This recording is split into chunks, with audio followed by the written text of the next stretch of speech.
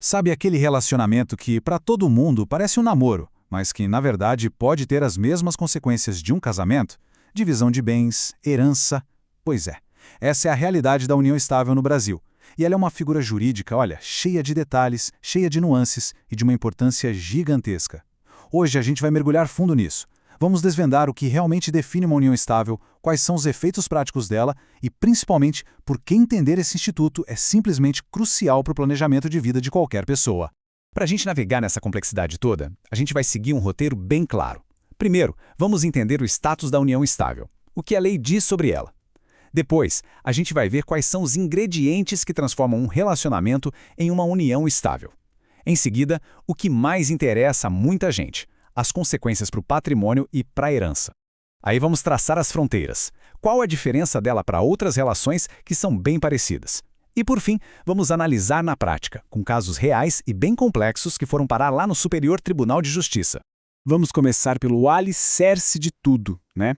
É fundamental entender que a união estável não é, de forma alguma, um casamento de segunda classe ou uma invenção qualquer. Muito pelo contrário. Ela tem um status jurídico importantíssimo, garantido lá no topo do nosso ordenamento pela Constituição Federal e depois, claro, detalhado pelo nosso Código Civil.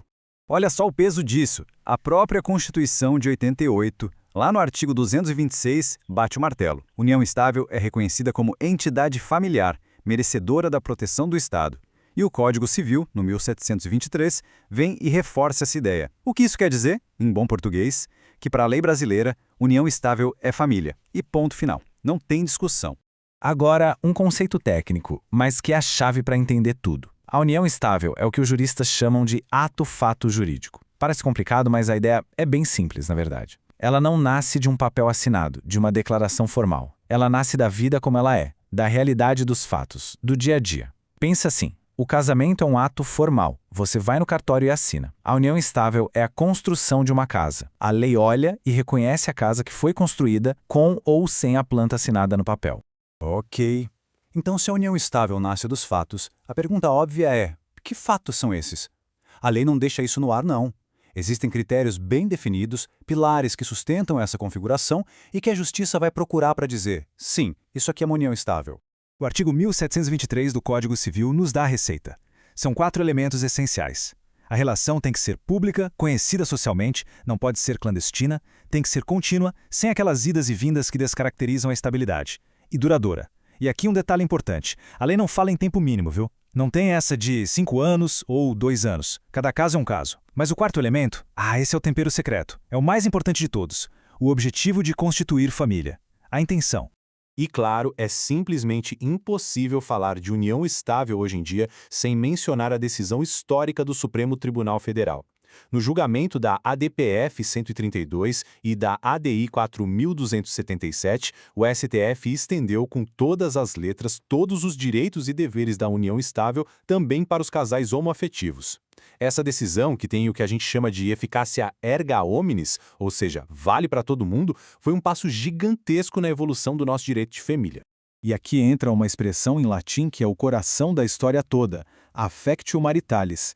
Isso nada mais é do que o elemento ânico, a alma da união estável.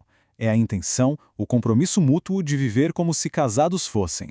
Mas atenção, constituindo uma família no presente. Não é um plano para o futuro. É a realidade de um projeto familiar que já está acontecendo. É esse compromisso que faz toda a diferença.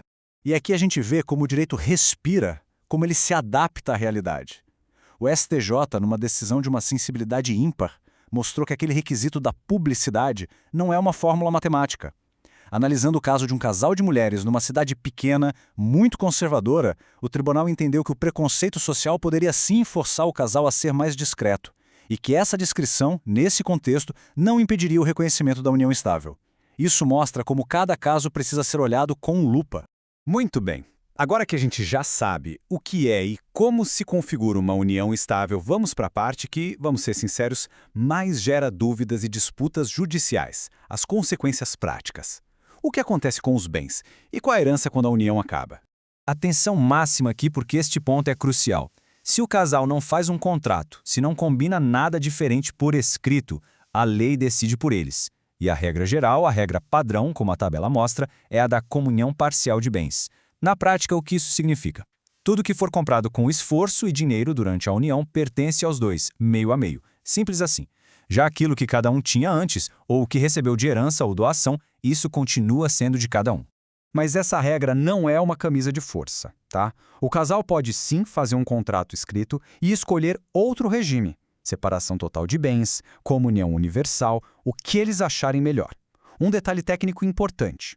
Esse contrato, em regra, vale dali para frente, o que a gente chama de efeito ex nunc. E tem uma exceção importante, que é a súmula 655 do STJ.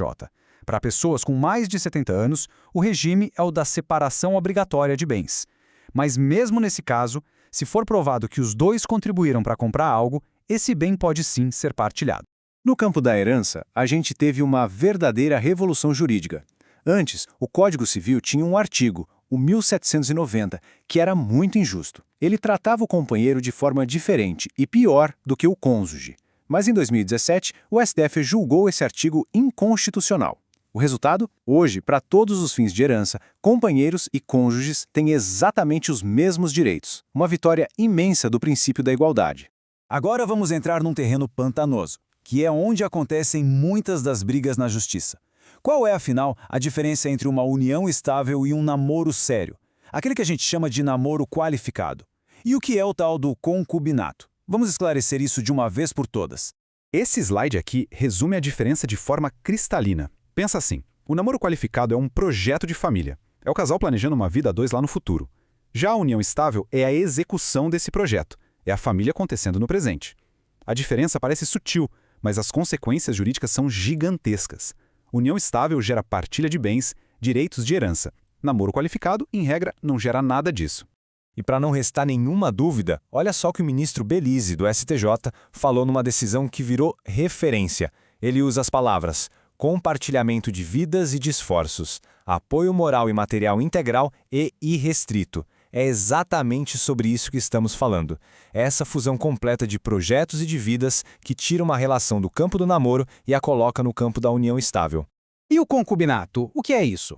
Bom, aqui a gente está falando de uma relação duradoura, mas onde uma das pessoas é legalmente impedida de casar. O impedimento mais comum é a pessoa já ser casada com outra e não estar separada de fato. É importante deixar claro, a lei não reconhece o concubinato como família, como faz com a união estável. E as questões de bens são tratadas de outra forma, como se fosse uma sociedade de fato, onde é preciso provar o esforço comum para ter direito a alguma divisão. Para fechar com chave de ouro, vamos ver como toda essa teoria funciona no mundo real. A gente vai analisar agora um caso concretíssimo e super complexo que foi julgado pelo STJ. Ele vai nos ajudar a amarrar todos os pontos que a gente discutiu até agora. Presta atenção nesse caso porque ele é um verdadeiro quebra-cabeça jurídico. Era um relacionamento que durou décadas. E o que o STJ fez? Com uma precisão técnica impressionante, o tribunal fatiou essa história em fases. Na primeira fase, de 86 a 89, ele reconheceu: aqui existiu uma união estável. Só que aí veio o ponto de virada. O companheiro se casou com a terceira pessoa. A partir desse momento, a relação original se transmutou. Ela se transformou juridicamente. Deixou de ser união estável e passou a ser um concubinato. E essa decisão é simplesmente genial porque ela mostra que o direito não é uma foto, ele é um filme. Em vez de dar uma resposta única e provavelmente injusta para uma relação de quase 30 anos, o STJ analisou cada fase e aplicou a regra jurídica certa para cada período. Isso garantiu uma solução patrimonial justa e precisa para todo mundo que estava envolvido na história. É o direito se adaptando à complexidade da vida. Então vamos resumir os pontos cruciais que a gente precisa levar daqui. Primeiro, união estável é família, e o que a define é a vontade de viver como se fossem casados hoje. Segundo, a regra geral de bens é a comunhão parcial, mas isso pode ser mudado com um contrato. Terceiro, a grande diferença para o namoro é o tempo do projeto de família, é agora ou é para depois. E por último, como a gente acabou de ver, a justiça analisa cada caso com uma lupa, de forma casuística, para encontrar a solução mais adequada. E para a gente terminar, fica aqui uma reflexão. A sociedade não para de mudar. Os arranjos familiares também não. Então, o que será que vem por aí? Quais serão os próximos grandes desafios para o direito de família nos nossos tribunais? Relações poliafetivas? A questão dos direitos dos animais de estimação nas disputas de família? A única certeza que a gente tem é que o direito de família nunca vai parar de evoluir.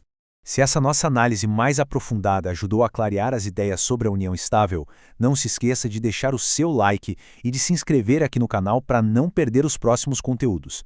Esse apoio é fundamental para a gente continuar produzindo material denso e de qualidade.